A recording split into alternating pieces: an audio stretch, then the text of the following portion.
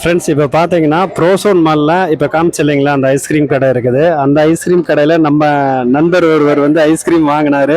But அவர் பண்ண சேட்டையை தான் இப்போ நீங்கள் லைவாக பார்த்துட்டு இருக்கிறீங்க.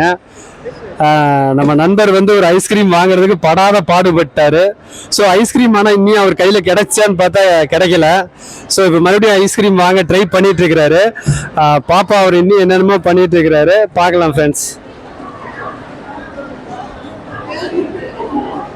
மறுபடியும் வாங்கல ட்ரை பண்ணிட்டு இருக்கிறாரு.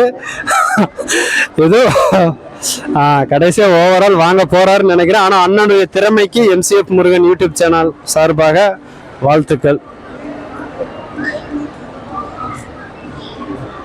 கடைசி வரைக்கும் தம்பிக்கு ஐஸ்கிரீம் கிடைக்கல. ஸோ என்னென்னமோ பண்றாரு. இப்ப கடைசியில பேப்பர் தான் மிச்சமாச்சு. ஸோ இப்ப மறுபடியும் ஐஸ்கிரீம் வாங்க போறாருன்னு நினைச்சோம். கடைசியில கப்பு தான் மிச்சு. ஐஸ்கிரீம் அப்பாடா சக்சஸா வெற்றிகரமா வாங்கிட்டாரு. ஸோ